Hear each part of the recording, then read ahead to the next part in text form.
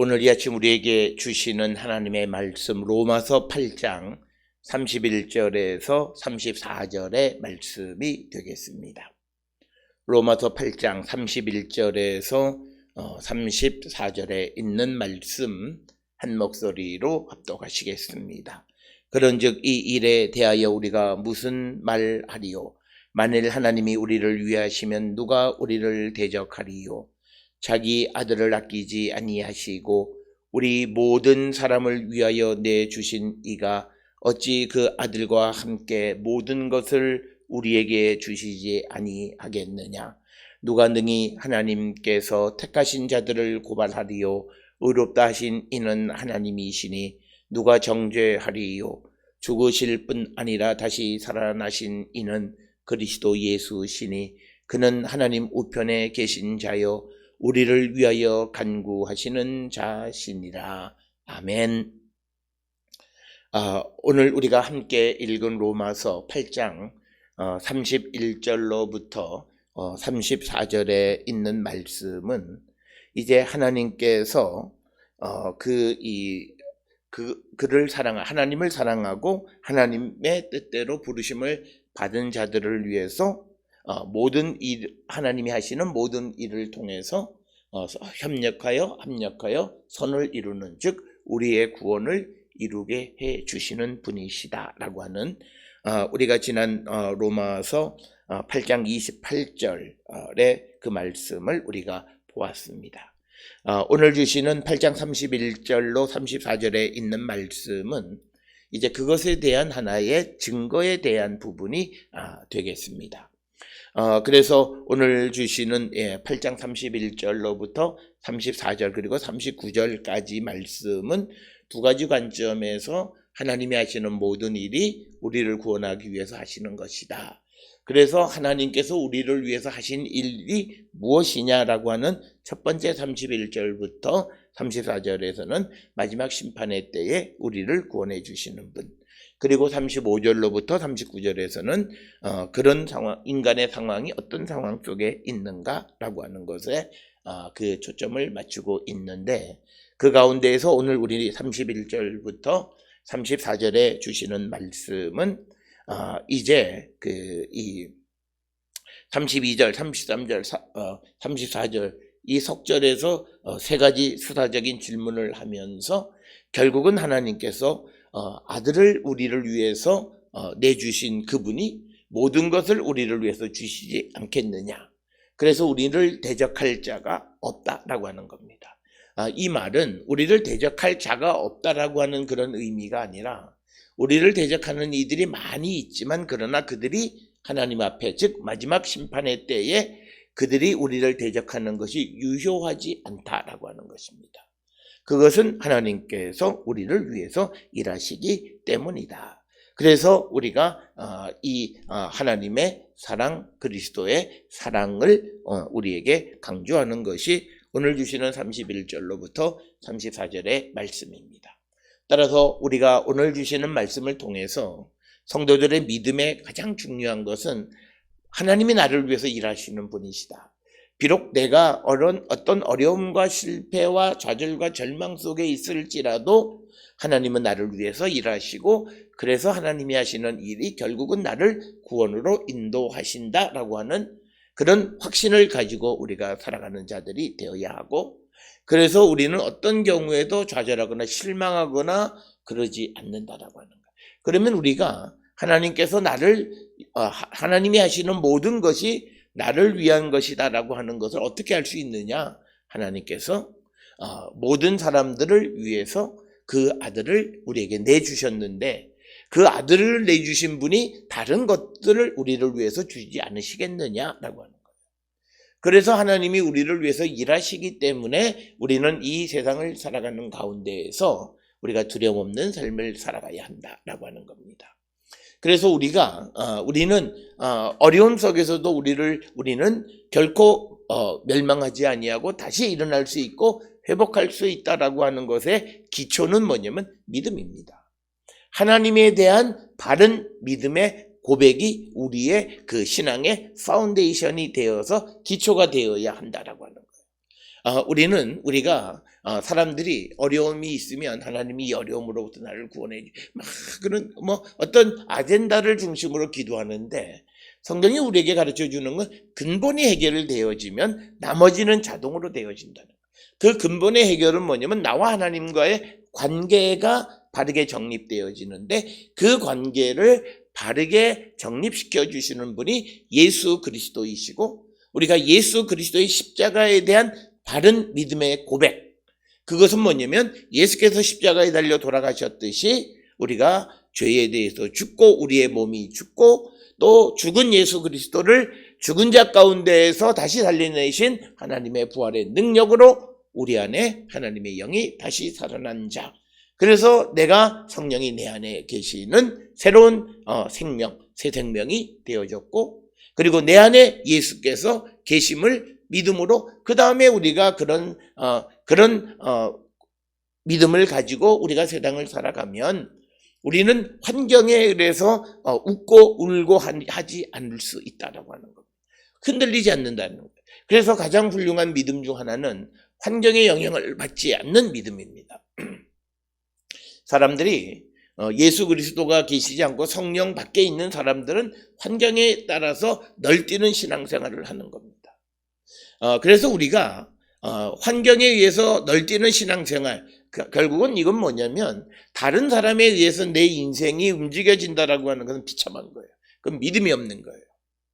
우리의 인생은 하나님이 나를 붙잡고 계시다라고 하는 거예요. 그래서 세상에서 무엇이 천재지변이 일어나도 내 삶을, 그리고 나를 붙들고 계시는 그 하나님의 손이 놓지 않으시고, 그래서 나는 내가 하나님께서 내게 주신 그 사명을 끝까지 이루며 살아가는 자다라고 하는 그런 인식을 우리가 갖고 살아야 되는데, 그 인식의 출발은 하나님이 지금도 나를 위해서 일하신다는 거예요. 그 나를 위해서 일하신다는 걸 어떻게 하느냐?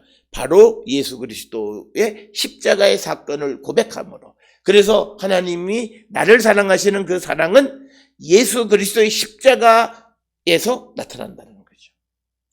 거기에 대한 확실한 믿음. 그래서 기독교 신앙은 십자가의 도에 대한 고백, 이 고백이 바르게 되어져야 그의 믿음이 바른 믿음이에요.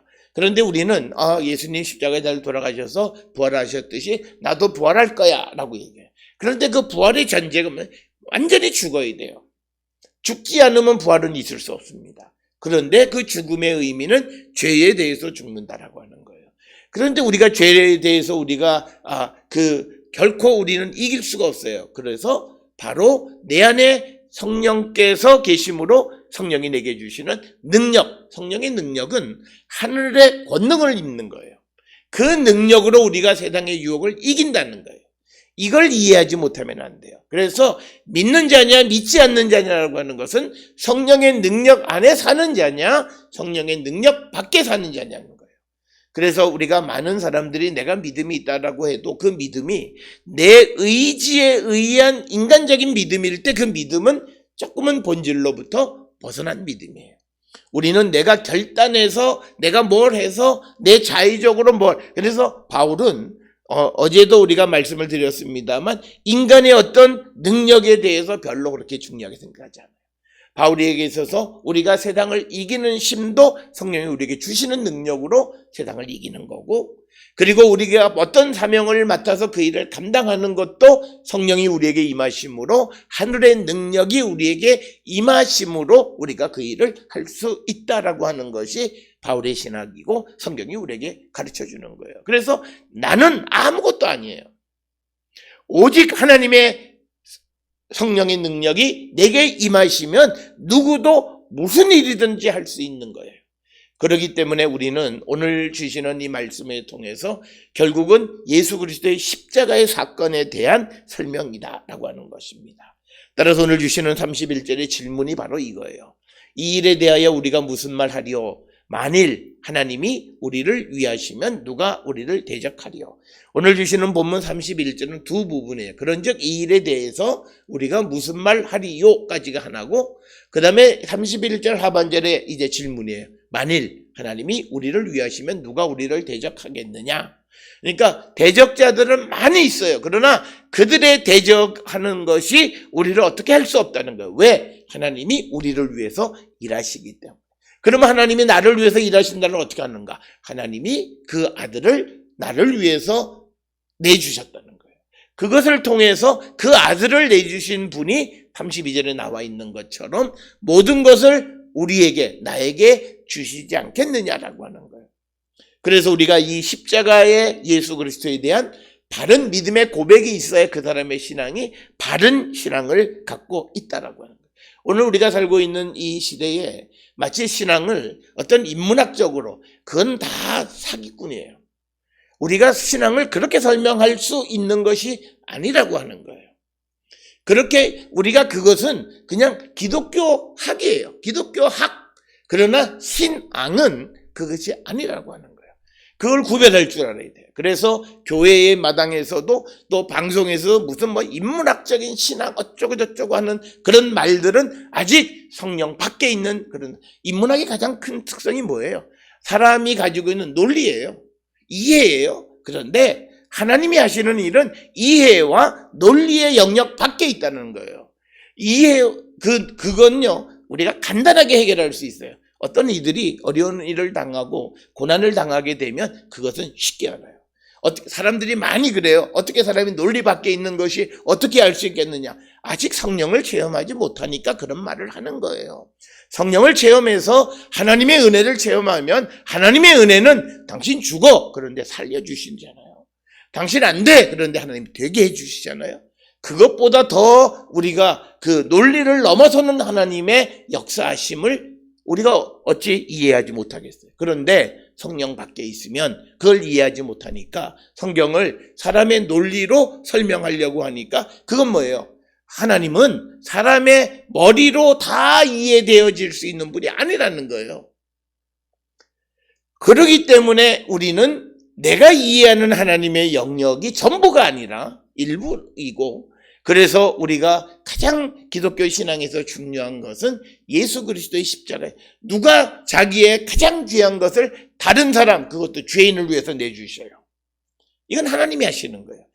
그 자체가 세상의 논리를 넘어서는 거예요. 그러니까 내가 신앙을 가졌다면서 어떤 논리 안에서 이 신앙을 설명하려고 한다면 그는 기독교인이 아니에요. 기독교는 그거를 넘어서는 거예요. 어떻게 죄인을 위해서 의인을 내줘요? 오늘날 그게 논리적으로 가능해요? 안 되잖아요. 그런데 그 일을 하신, 위대한 일을 하신 것이 하나님이세요. 우리가 죄인이었을 때 우리를 구원하기 위해서 하나님께서 그 아들을 우리를 위해서, 나를 위해서 내주셨다는 거예요. 그게 십자가의 사건이에요. 왜? 우리의 죄를 사해 주시기 위해서. 그래서 몸소 죄에 대해서 죽고 몸이 죽었다라고 하는 거예요. 그 주님과 연합한 자가 그리스도인이라는 거예요. 그러면 그리스도인은 이제는 뭐예요? 몸, 그리고 그 몸에 활발히 활동하는 죄, 그것으로부터 죽은 자예요. 그래서 우리가 그런 유혹, 그래서 사람들이 그래요. 어떻게 사람이 죄 안 짓고 사느냐? 그래요. 사람이 죄를 짓고 사는 연약한 자들이에요. 그러나 우리가 성령 안에 있으면 성령이 주시는 능력으로 우리가 죄를 이기고 세상을 이기는 거예요. 내 능력으로 이기는 게 아니에요. 그러니까 그런 말 하는 사람들은 다 뭐예요? 이게 뭐냐면 우리가 흔히 말하는 인본주의 신앙이잖아요. 우리가 하나님 중심의 신앙이라고 하는 것은 나는 못하지만 내 안에 주의 영이 계시고 하늘의 능력이 내게 임하시면 가능하다라고 하는 걸 믿어요. 그래서 오늘 비록 내가 죄인이고 온전치 못하지만 그러나 가능할 수 있다라고 하는 희망을 가지고 나가는 게 그게 믿음이라는 거예요. 오늘 우리가 살고 있는 이 시대에 많은 사람은 그렇게 못 사니까 다 이런 거 다 당연해 이렇게 설명하는 분들이 많아요. 그래서 사람들을 위로한답시고 그래. 위로예요? 다 같이 죽는 거예요. 오늘 우리가 조심해야 되는 게 있어요. 세상에 만연되어 있다고 해서 그 사상이, 그런 생각이 성경과 다른 생각이 옳은 것 아니라는 거예요. 그래서 사람들이 믿고 따르는 것이 있지만, 그리고 설교의 현장에서 사람들이 말하는 것이 있지만, 그러나 그것이 성경의 근거를 가지고 있지 않는다면 그것은 잘못된 것이라는 거예요. 그래서 오늘 주시는 본문의 말씀으로 돌아가면 하나님께서 아들을 우리에게 내주신 사건, 십자가의 사건, 그것이 우리가 하나님이 나를 위해서 일하신다라고 하는 것을 확실히 알 수 있는 그런 증거다라고 하는 것을 우리에게 가르쳐 주는 것이 오늘 31절로부터 34절의 초점이 되겠습니다. 그래서 우리가 소망을 갖는 거예요. 소망은 나로부터 생기는 것이 아니에요. 그러니까 사람들이 위로하면서 내가 소망을 주려고 아니에요. 소망은 각자가 예수 그리스도에 대한 믿음을 고백할 때 그때 소망이 생기고 희망이 생기고 미래가 밝아요. 지금 우리가 살고 있는 이 시대에 어렵고 힘든 시대를 살고 있지만, 그러나 우리가 2021년을 희망으로 맞이하는 사람이 있고 낙담하는 가운데 맞이하는 사람이 있어요. 그것은 그가 예수 그리스도에 대한 믿음이 바르게 믿음을 고백하면 그는 희망을 안고 새해를 맞이해요. 그런데 그가 예수 그리스도 안에 있지 아니하면 고난, 힘든, 역경, 환난, 이것의 연속, 그래서 살기 힘들다 이렇게 말하는 거예요. 따라서 오늘 주시는 본문의 말씀에 하나님이 우리를 위하시면 누가 우리를 대적할 수 있겠느냐. 하나님이 나를 위하시고 우리를 위하신다라고 하는 이것을 우리가 분명히 우리가 알아야 된다는 거예요.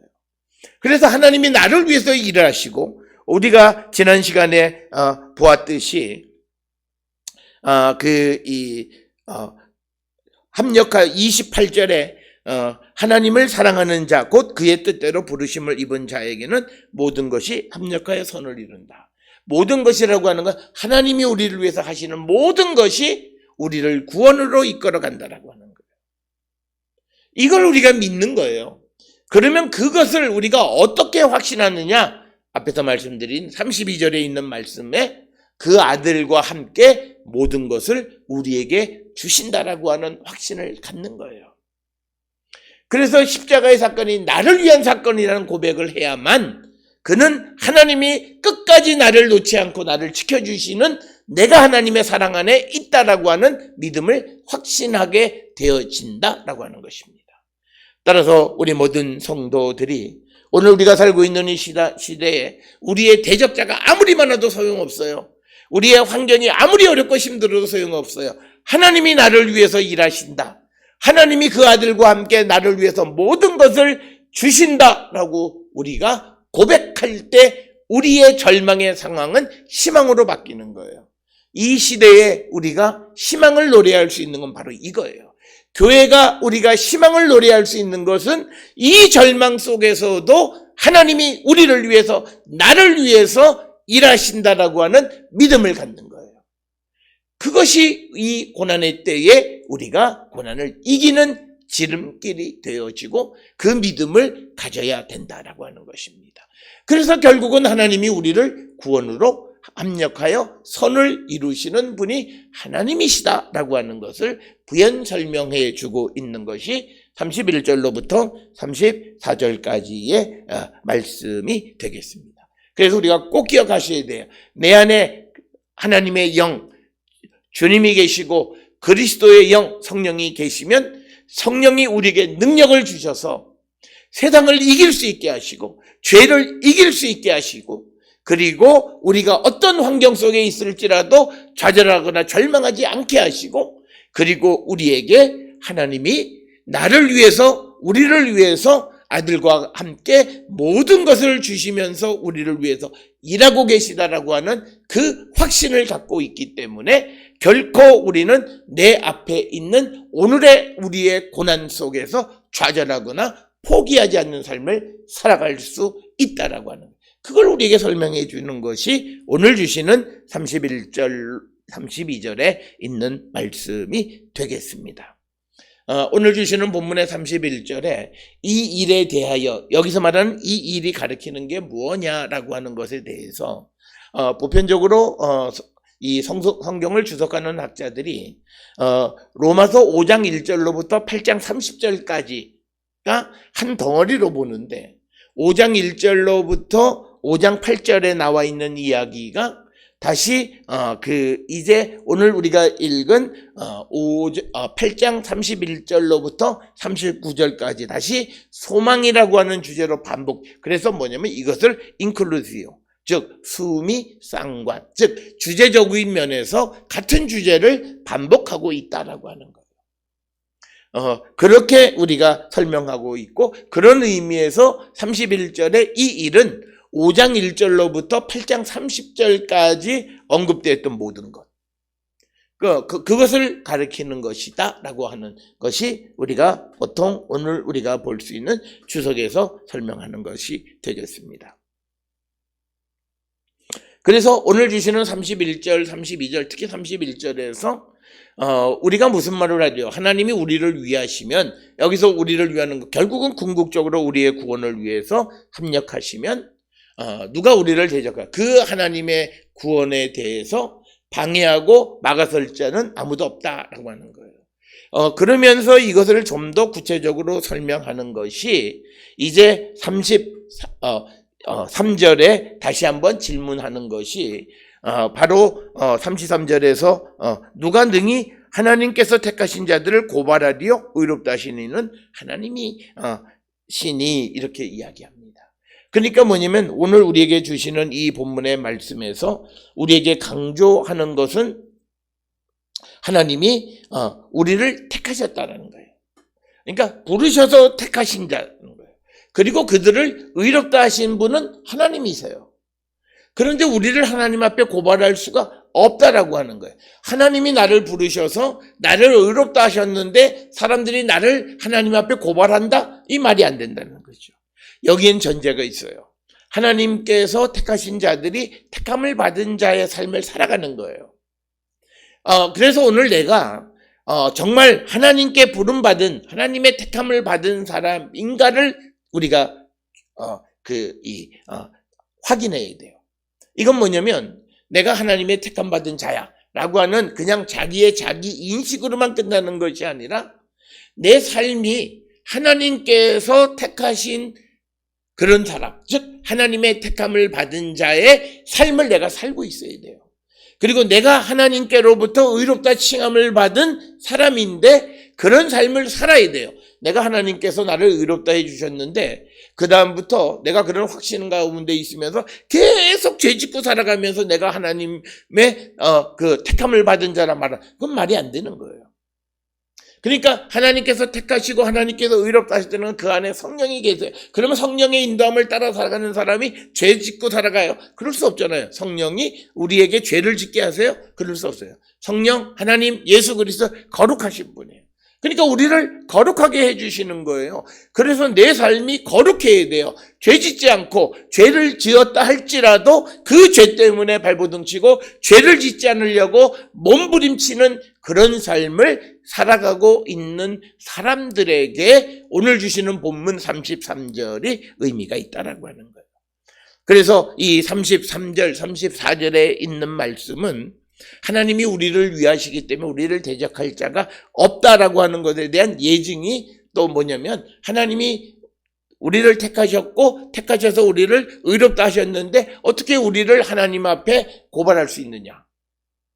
고발할 수 없다는 거예요. 그러면서 34절에는 이 이야기가 다시 한번 언급되어지는 것이 누가 정죄하리요? 죽으실 뿐 아니라 다시 살아나신 이는 그리스도 예수시니 그는 하나님 우편에 계신 자요 우리를 위하여 간구하시는 자다라고 하는 겁니다. 그래서 오늘 주시는 34절에서 앞에서도 말씀했던 것처럼 우리를 고발하고 우리를 정죄하는 자들이 많아요.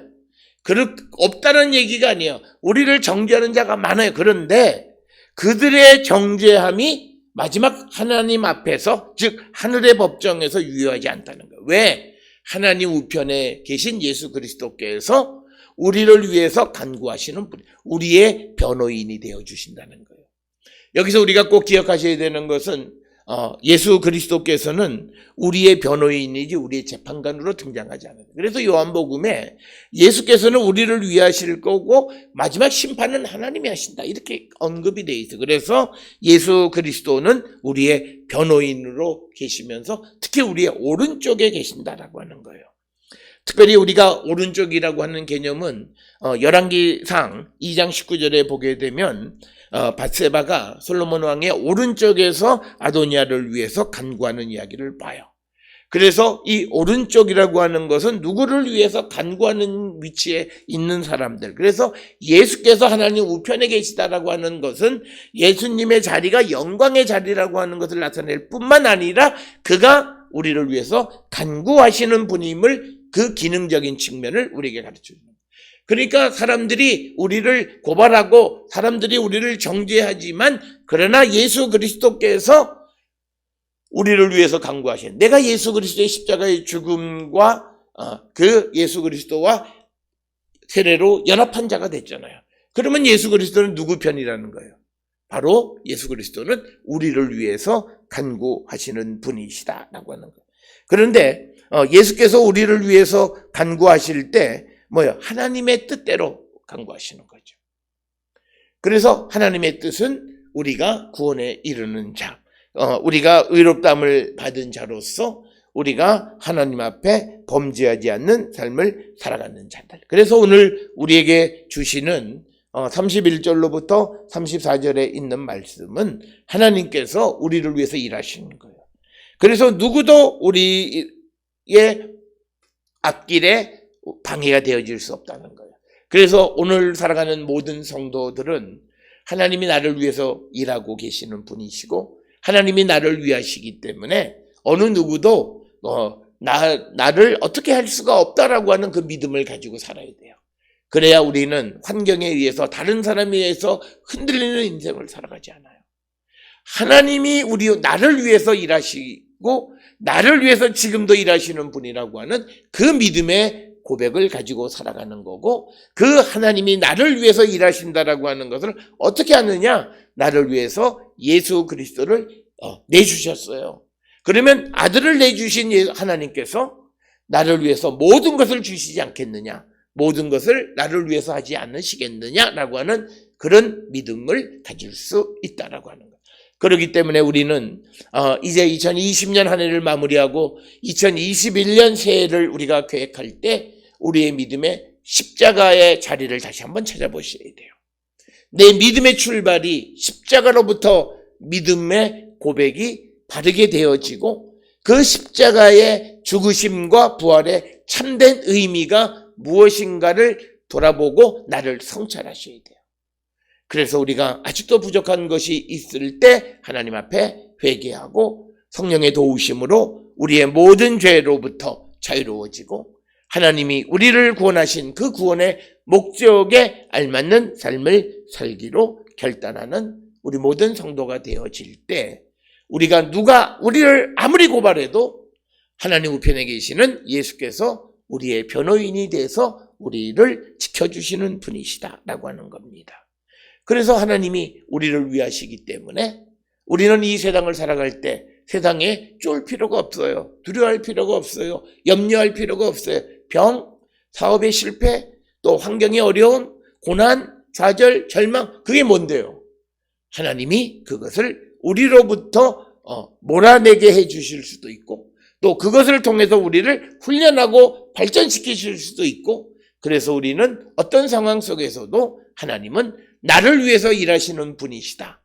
그것은 예수 그리스도를 나를 위해서 내주셨던 하나님이 나를 위해서 모든 것을 통해서 나를 지키시고 나를 구원해 주시는 분이시다라고 하는 확실한 믿음을 갖고 어떤 상황 속에서도 좌절하거나 절망하지 않는 우리 모든 성도, 2021년이 어렵고 힘들다고 하지만 그러나 하나님이 나를 위하시고 우리를 위하실 때 우리의 삶은 흔들리지 않는다라고 하는 믿음을 갖고 살아가는 우리 모든 성도들이 될 수 있기를 주의 이름으로 축원합니다.